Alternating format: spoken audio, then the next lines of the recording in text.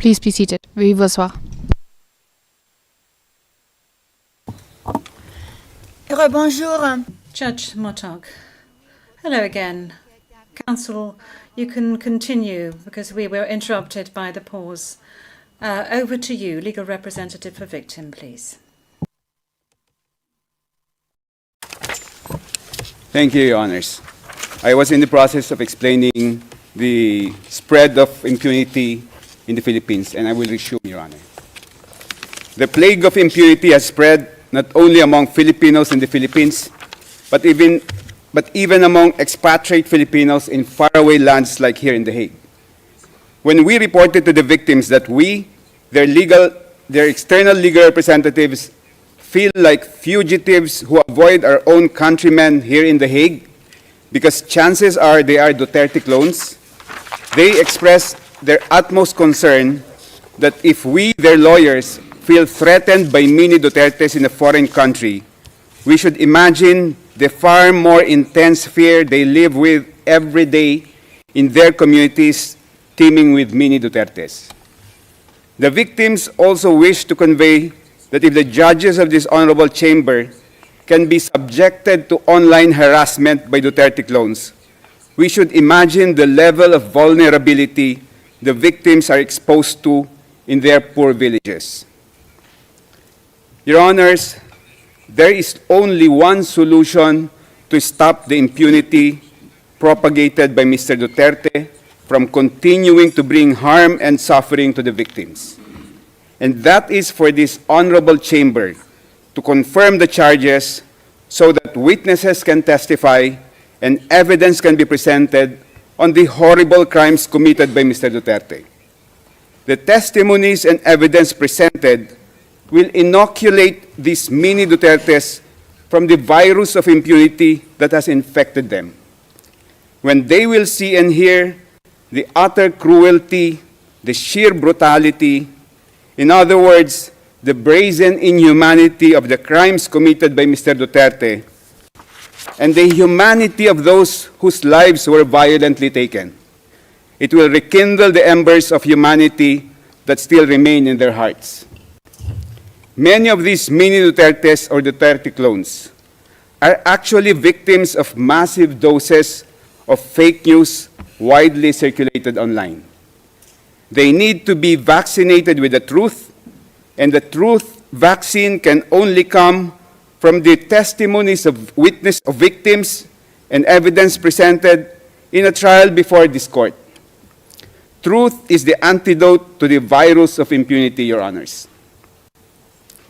The victims dread a future where charges are not confirmed in this case. It will mean that the virus of impunity will continue to spread and infect many more.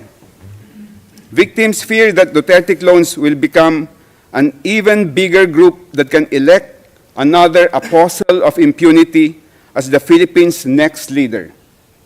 If that happens, an even more serious condition of impunity can take place in the Philippines, possibly worse than the orgy of violence that happened from 2011 to 2019, and this time there will be no ICC to run to for assistance and help.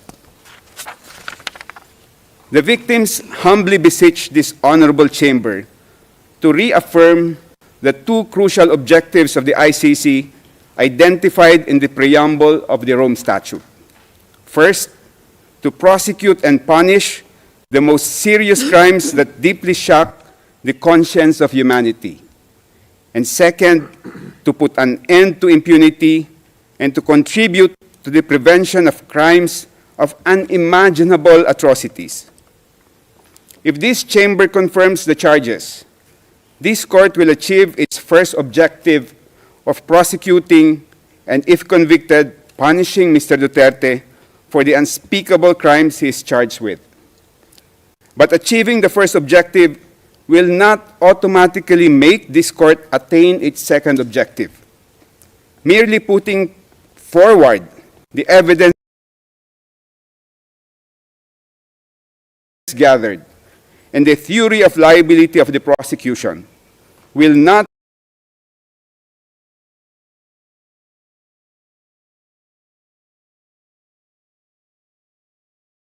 necessarily resolve second objective. This court should allow victims to testify, and the record of the proceedings must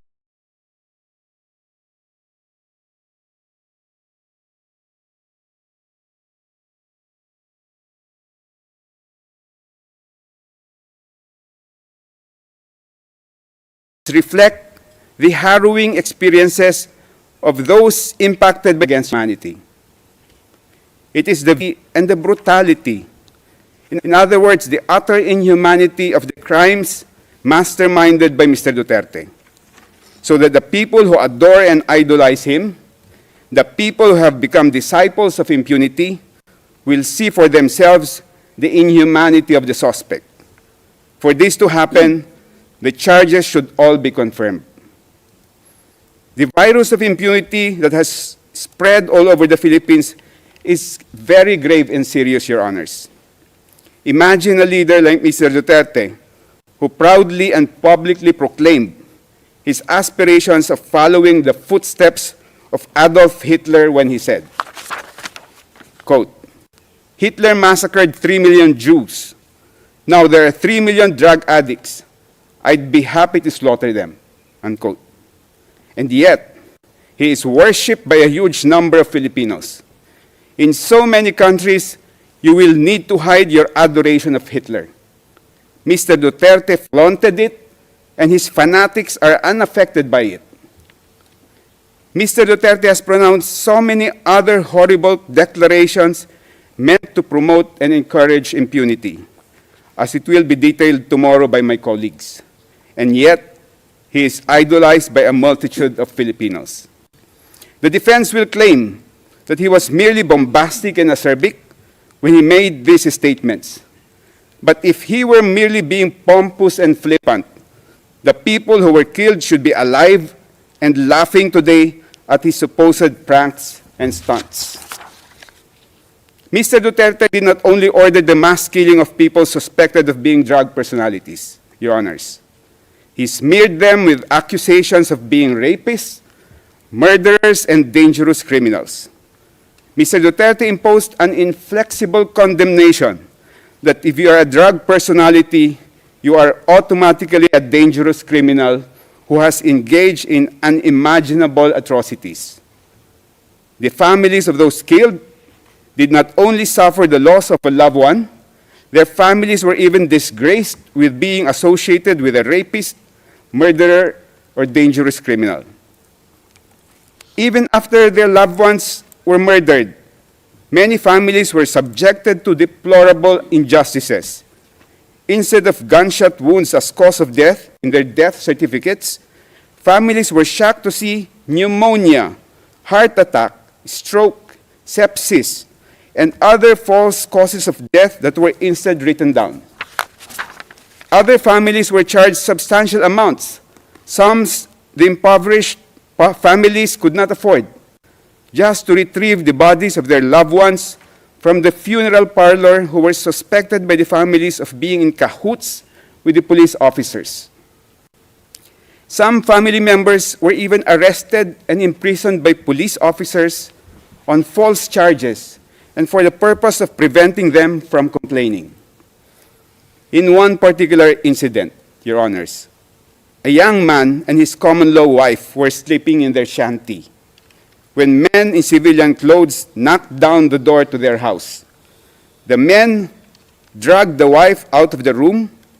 The husband was already surrendering, and he even started to strip naked to show he had no drugs or firearm on his body. He said in the Filipino language, "Sir, malinis po ako, maghuhubad ako, sir." Translation in English, "Sir, I am clean. I will strip naked, sir." Still without mercy, the men shot and killed him.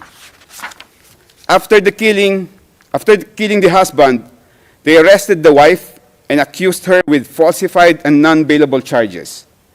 When the deceased mother and cousin went to the police station to find out what happened to the young man, because they were not in the scene of the crime when it happened, the two were also summarily arrested and charged with fabricated crimes. If the Honorable Chamber confirms the charges in this case, the witnesses will and evidence will show that those who were smeared by Mr. Duterte before they were killed, they were inside their houses, sleeping peacefully with their families, eating meals with their loved ones, playing with their children, or hugging their wives. Others were merely walking along the street, having snacks at the roadside eatery, or plying the road, earning a poor man's living. They were all doing ordinary, peaceful, and plain human activities. Confirming the charges will restore the dignity of those who were killed and the honor of their families. The prejudice suffered by the families of those killed did not begin and end with the killings of their loved ones. Each killing set off a chain reaction that is continuously churning out a daily crucible of harm, damage, and loss. By masterminding the mass murder of mere suspects, Mr. Duterte has brought irreparable and endless harm to the families. An overwhelming majority of those killed were the sole breadwinners of poor families. These families were dependent on each day's wage for their daily sustenance. They were hand-to-mouth families. With the death of their breadwinners, the widowed spouses, a majority of whom are women, have had to take on the roles of two parents. On top of taking care of their children and maintaining the household, the widowed spouses now have the additional burden of being breadwinners for their families. Families have been driven to even far more serious destitution, Your Honors. The damage to the children is immeasurable. Their development and upbringing have been permanently compromised. They have been walking through life with one missing parental limb. Losing a parent under very dire economic conditions and under the most violent circumstances results in wounds that will never heal and that will absolutely render them handicapped for life. And then there's the indescribable anguish of parents who lost a child. No parent is supposed to outlive a child. Parents suffer a lifetime of grief when a child dies ahead of them, and the lifetime grief is unimaginably worse when a child dies under the most inhuman circumstances. The crimes masterminded by Mr. Duterte did not only affect individuals but whole communities. Across the Philippines, numerous urban communities of the most impoverished villages were scarred by the violence and abuses wrought by a lawless anti-drug campaign that further worsened the misery and trauma of residents in marginalized communities. In one illustrative instance, Your Honors, after the father of a family was killed inside his house by police officers, the entire neighborhood was so traumatized that for almost 3 months, and during the coldest months in the Philippines, they abandoned their houses at night and instead slept in the open public market. They did not feel secure inside their houses because there would be no witnesses if the police would just barge in and shoot at them. In the public market, the presence of many witnesses, they thought, will deter the police from shooting and killing them. It is also the victim's view, Your Honors, that the charges should be confirmed because the resulting presentation of witnesses and evidence during the trial will force police and other law enforcement officers to confront the brazen depravity of the killing of civilians that they either personally committed or allowed to be committed during the Duterte reign of terror. In one operation, the police summarily killed 3 men, 2 brothers and 1 friend, in the very early morning. The police declared that the 3 were nanlaban. They fought back. But the neighbors saw otherwise. The whole neighborhood was so horrified at the macabre treatment of one of the fatalities. The bullet-ridden body of one of the 3 men was brought out from the 2nd floor window and dropped to the ground because the police could not bring the body out through the doorway. When the body hit the ground, the neighbors recoiled at hearing the body emit a cry, aray. Translation in English, ouch. The man was still alive when his body was thrown to the ground, and the police just left him to bleed to death. The trial will hold a mirror to the police force and compel them to see how they were turned into executioners and assassins, and their organization transformed into a gigantic criminal organization or turned into a killing machine by Mr. Duterte. The Philippine National Police and the drug enforcement agencies have not made any initiative to purify the corrupted minds of their officers and personnel to our knowledge. The trial in this case will be a tremendous teaching opportunity that can work to rectify the warped and depraved minds of Philippine security officers. The charges need to be confirmed, Your Honors, for the sake of the entire country, which has been desensitized or made numb by the massive incidents of impunity and the glorification of impunity promoted by Mr. Duterte. The whole Philippines needs to know the real story during those bloody years. There has been no opportunity for the entire country to really find out the whole truth of what happened. It has been hush-hush, tidbits of sporadic news, and always drowned out by trolls who mass produce and broadcast false, fake, and fabricated news. The victims also attach a very important historical significance to this case. If the Chamber confirms the charges, the trial proceedings will produce a historical record of the most bloody period of post-war Philippine history, a duty that the Philippine justice system has refused to perform. The historical account on the mass murder of so many Filipinos during the Duterte regime needs to be accessible to our future generations, just like the Nuremberg trials and the Tokyo trials, so that they will learn from it and not repeat the same mistake of selecting and glorifying leaders who preach and practice impunity. The prosecution has presented 78 instances of murder and attempted murder, clarifying that these incidents are only representatives of the extent of the crimes committed against thousands of civilians, Your Honors. The victims beseech the Honorable Chamber to remember that Mr. Duterte's bloody rule, both in Davao City and nationwide, resulted in as many as 30,000 victims of killings, more than 300,000 victims of arbitrary imprisonment, and unaccounted numbers of victims of torture, sexual assault, and other forms of crimes against humanity. For many families in the Philippines, the charges brought for confirmation in these proceedings represent only a fraction of the reality the victims have endured. The victims beseech the Honorable Chamber to remember the hundreds of thousands of victims are banking on vicarious justice from this case. Finally, Your Honors. Excuse me, Counsel, you have 5 minutes left. Thank you. Finally, Your Honors, the victims wish to humbly underline that what is ultimately at stake in these proceedings is the supreme of all forms of human rights, the right to life. The right to life is the very foundation of every civilized society.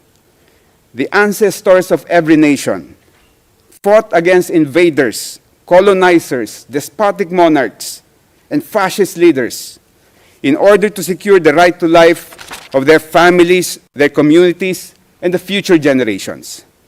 The heroes of every country sacrificed their lives to defend the right to life of their people. We, as citizens of modern societies, are inheritors and beneficiaries of the sacrifices of our ancestors who bequeathed to us the right to life. We owe it to them to defend the supreme legacy for our generation and for the generations to come. For the past few years, Your Honors, we have seen an increasing number of nation leaders who time-traveled from the Dark Ages and now swagger in modern times as if they own people's lives. These brutal and cruel leaders must be held to account for their brazen disregard of humankind's right to life. Our ancestors fought in the battlefield to secure a right to life. In these modern times, the battleground for the fight to protect our right to life is within the four walls of this honorable court. May the God of life, the God of humanity, guide the honorable members of this chamber. Thank you, Your Honors. Merci beaucoup, Maître. Judge Motog. Thank you very much, Counsel Buturian. Now over to the defense. Mr. Kaufman, please. Madam President, thank you, Your Honours. And I thank Mr. Buturian for his intervention. But I feel that I ought to remind him that this is a court of law which decides matters on the basis of evidence, not on the basis of political demagoguery, and not on the basis of a desire to effect regime change despite the democratic will. And certainly not on the basis of statements made by Ombudsman Jesus Crispin Remula, who professed that domestic justice will be denied, according to Mr. Buturian, because of the lack of forensic reports and police reports. Now, I don't know which case Mr. Buturian's metaphorical ship sailed into, but he clearly hasn't read the evidence. Whilst he was speaking, we examined the evidence, and out of that evidence we found at least 35 reports substantiating 49 of the incidents which are mentioned in a document containing the charges. Your Honours, Rodrigo Duterte was and will always remain a unique phenomenon. His style of statesmanship was novel and unpalatable to many. His expletives and hyperbole grated, while his honesty and wild popularity irritated. He spoke openly, from the heart, sincerely and truthfully. And what a contrast between him and his successor in the Malacanang. For President Rudy, his word was his word, and the people knew it. For President Bong Bong, his word is for the wind, and the people will not forget it. Let me remind everyone of the letter which President Ferdinand Marcos Jr. signed, it's on the screen, and in which he gave a cast-iron undertaking that his government, and I quote, will not assist the ICC in any way, shape or form. Well, as we know, he failed to keep that promise. Rodrigo Duterte was unconstitutional and unceremoniously hauled off to The Hague. And when called upon to defend his master's actions and the said letter at a Senate committee hearing, the then Secretary for Justice, once again Mr. Jesus Crispin Remula, persisted with the same dishonest theme. And I quote his words, "We did not assist the ICC. We continue with the very tenor of the letter that we did not assist the ICC and we did not have any contact with them." So he said, but with a document emanating from the prosecution team opposite and disclosed to us a mere week ago, not as information material to the preparation of our defence, but as exonerating evidence, we can now substantiate what we have suspected for a long time.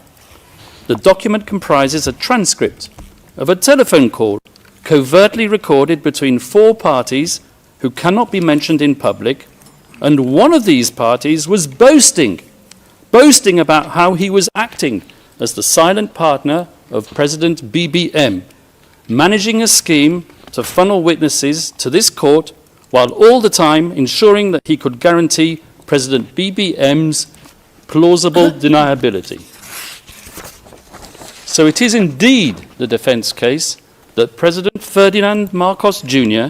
set out to neutralise Rodrigo Duterte and his legacy. Yes, Mr. Deputy Prosecutor, I used that legendary word, neutralise, so central and so essential to your case theory, because you know just as well as me that I'm using the term metaphorically. And now I turn to the substance of the charges, but before I do, a word or two about the geopolitical context. The scourge of illegal narcotics is not unique to the Philippines. As we all know, it afflicts Latin America, where I can name 3 countries where the death rate at the hands of vigilantes and law enforcement agents per capita population is higher than it ever was under Duterte. And as you should know, and you will hear from the prosecution, at any rate, the Philippines as a country is uniquely positioned to act as a transit hub for the trafficking of narcotics emanating from the cartels in China. And with or without Duterte, so we argue, the death rate would have kept on rising. Indeed, as we will prove with statistics and reports, the death rate flowing from narcotics-related crime actually increased after Rodrigo Duterte left.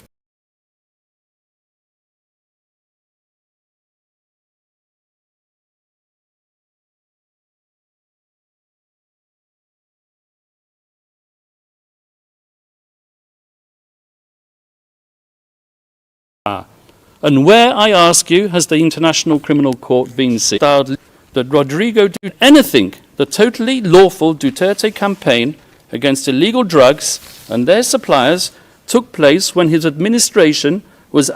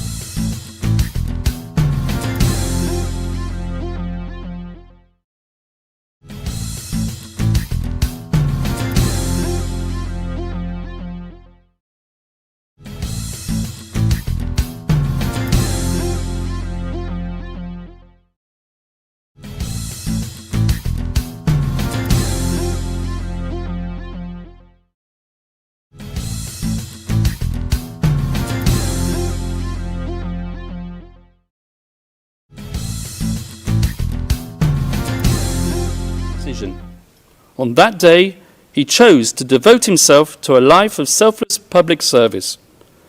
As a professor at the local police academy and as a public prosecutor in Davao, Rodrigo Duterte developed a lifelong passion, some would say an enduring obsession, for law and order, something for which he unapologetically enforced throughout his time as mayor of Davao City.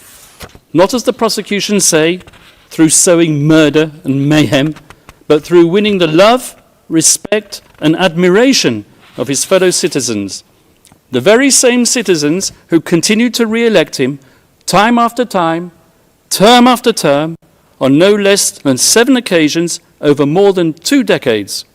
And throughout his 20 or so years tenure as the mayor of Davao, Rodrigo Duterte and his family transformed that city from an outpost of communist insurgency and criminal violence into what is now one of the safest cities, not just in the Philippines, but in the entire world. This was indeed the so-called Davao model, which the prosecution wants to persuade you was code for unbridled criminal violence. And this was the type of leader that the Filipino nation wanted in 2016. So, Rodrigo Duterte was elected into power, not in spite of, but specifically because of his firm and uncompromising commitment to upholding law and order. And after his election as president, Rodrigo Duterte remained a man of the people, without seeking to patronize the people. Gung-ho in his ways and with a belligerent tone, he spoke the tough tongue of the street, not the dissembling discourse of international diplomacy. He said what the people wanted to hear, but he said it in a way that offended sensibilities of world leaders unaccustomed to hearing it, one in particular, and that was what set him on the slippery slope to a prison cell in The Hague. And let me tell you how it works. It starts with the media, controlled by the powerful and the politically influential. With a sensational headline and a twisted editorial slant, the moguls sell their papers while promoting the partisan agenda of their backers in power. They highlight the salacious content while ignoring the true context, because that is what captivates the reader. And so it was with Rodrigo Duterte, whose speeches were fertile fodder for his enemies and detractors. A man whose hyperbole, bluster and rhetoric, once published, became a natural target for privately funded NGOs and human rights activists, a loose collective more commonly known as civil society. These people descended upon the Philippines to advance an agenda even more lacking in objectivity than that of the media, and heavily funded by tycoons with even grander designs, they print their glossy reports, replete with iconic photographic images of grieving families and dead bodies in rain-swept, nighttime crime scenes, all dramatically illuminated with the fluorescent glow of neon. Images carefully crafted to shock the conscience and to sway the emotions, and, I may say, to be used by the prosecutor when they don't even relate to the charges. And they gave their slick reports bold titles lifted straight out of a James Bond movie, such as License to Kill, One Shot to the Head, You Can Die Any Time, or simply, They Just Kill. The photographers are fated and their shots exhibited as art all over the world, and the brave journalists who act as their sources win awards and Nobel Prizes. And slowly but surely, their narrative becomes the sacred, unchallengeable, and unshakable truth.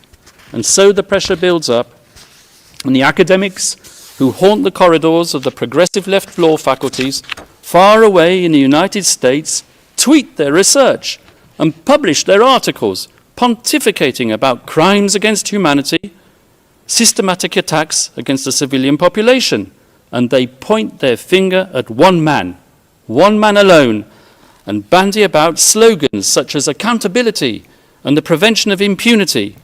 They give their gratuitous advice on what should be done, sometimes academics who formerly worked alongside the prosecutor of the International Criminal Court. Communications and complaints are filed, and the rest, as they say, is history. In any event, we're not gathered here today to judge a man on the basis of his coarse attitude or his vulgar language. This court has convened a confirmation hearing to verify whether substantial grounds exist to believe that Rodrigo Duterte, the people's president, together with various so-called co-perpetrators, over the years of his governance, devised a criminal policy of wholesale and wanton murder. And since we are in a court of law, it is worth stressing, although I should not have to, cases are decided on the basis of evidence, not supposition, not rumor, not spicy gossip, and certainly not on the basis of political rhetoric and bluster. Because at the end of the day, were it not for those belligerent and controversial speeches, there would have been no impetus to bring the People's President to The Hague. And when the prosecution's evidence is examined, I would ask you to keep an open mind and to question not just whether that evidence has been selectively presented, but whether there exists evidence which the prosecution has failed to produce. And I say this with justifiable cause, particularly with respect to the Duterte rhetoric, as we will prove during the substantive part of our submissions.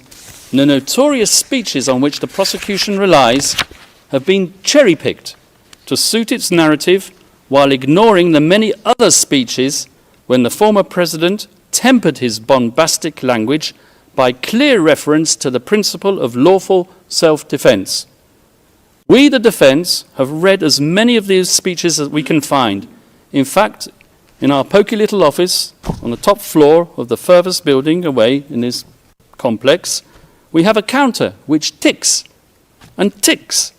And whenever we come across a speech which contradicts the prosecution's murder theory by reference to self-defense, we give a cheer. And the counter goes up once more, and we celebrate one more nail in the coffin of the prosecution's case theory. As the statistics stand as of today, in contrast to the 20 speeches on which the prosecution relies to prove incitement to kill, we have found 35 more which say the complete opposite.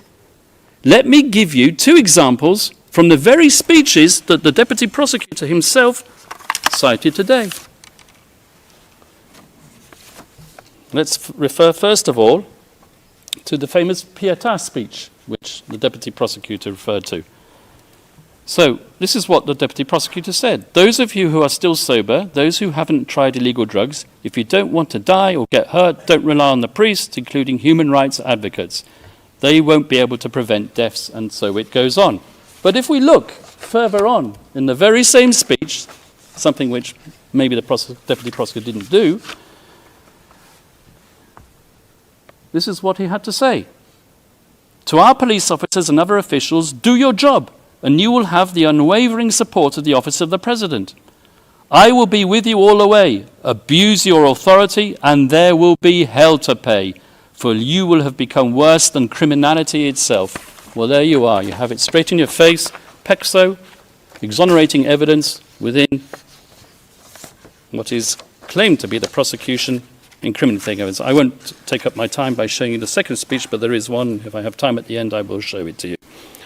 So if you add to that another 10 speeches out of the 20 speeches on which the prosecution rely in its document containing the charges, after all, we are in a court of law and we rely on evidence. And what is the evidence that's produced of these speeches? 20 of them. 10 of them, I submit, and we will show this in the substantive part of our submissions, contain exonerating evidence which support the defense case theory.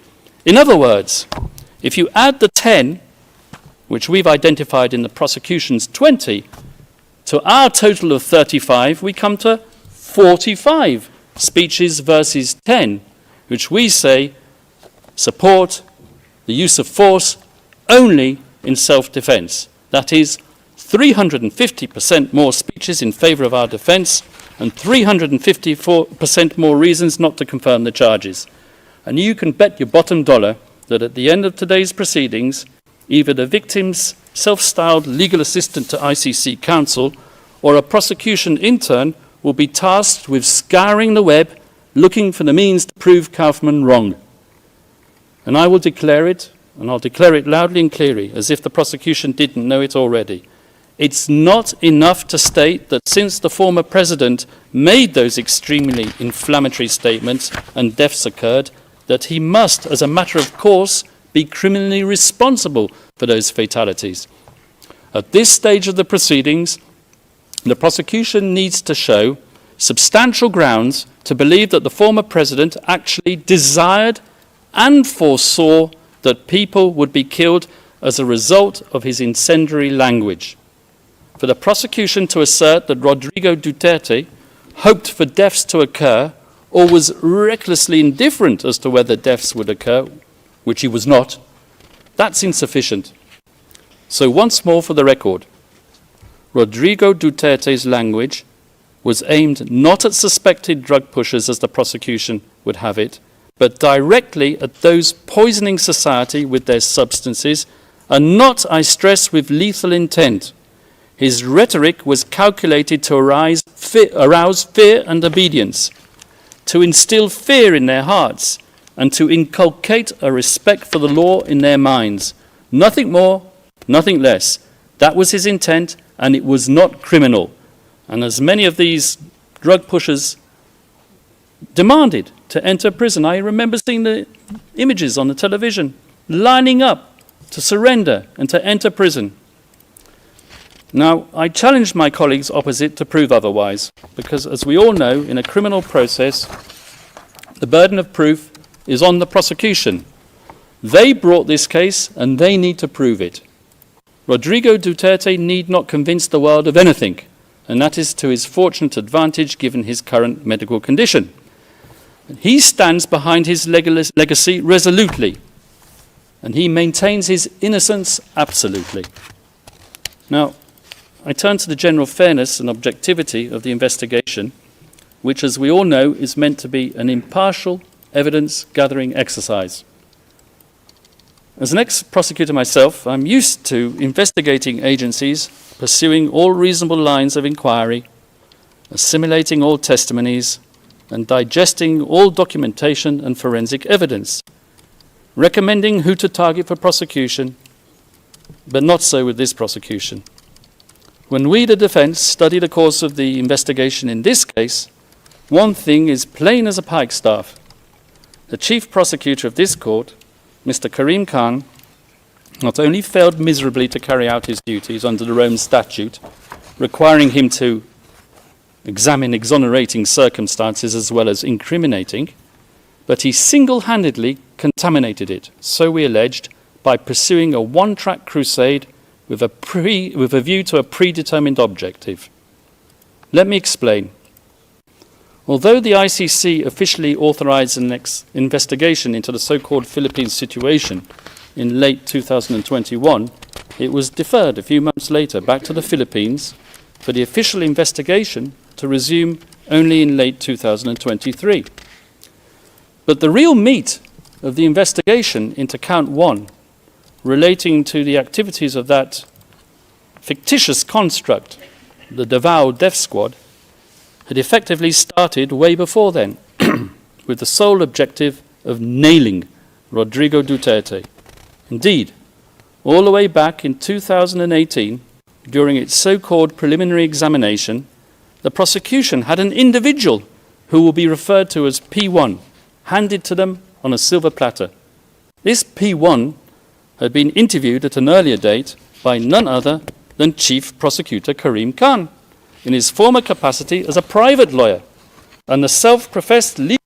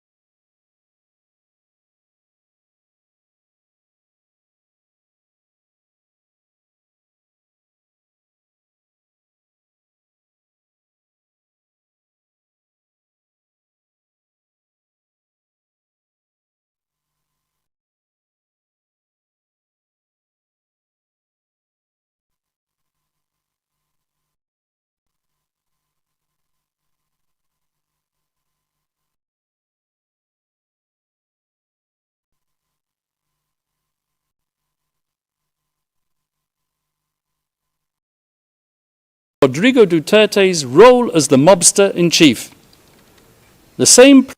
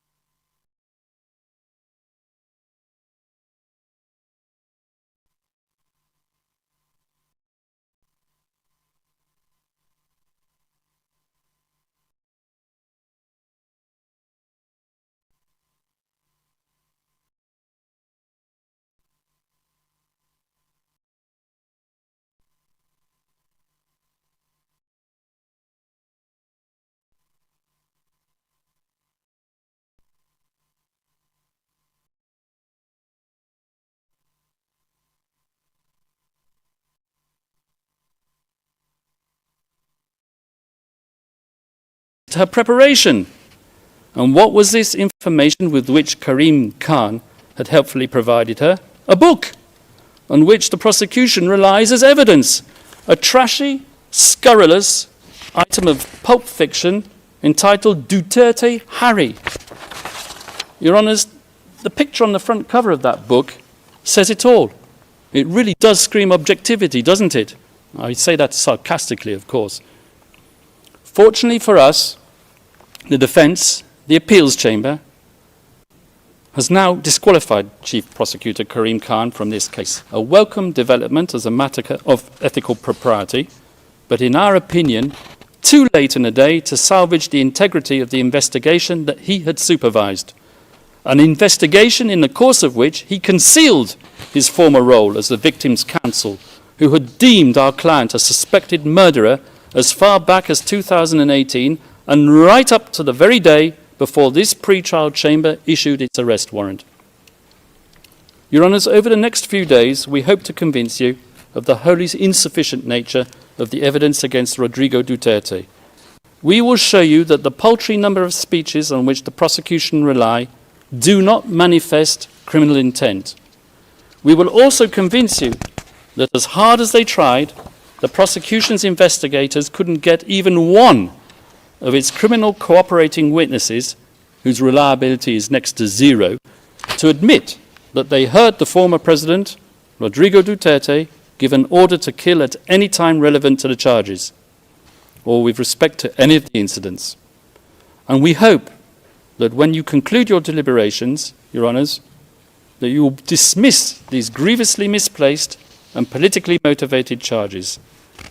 We will ask you to send Rodrigo Duterte back to his family, and we will ask you to give back to the Filipino people their tatay digong. Thank you, Your Honours. The presiding judge. Thank you very much, Mr. Kaufman. We shall now suspend.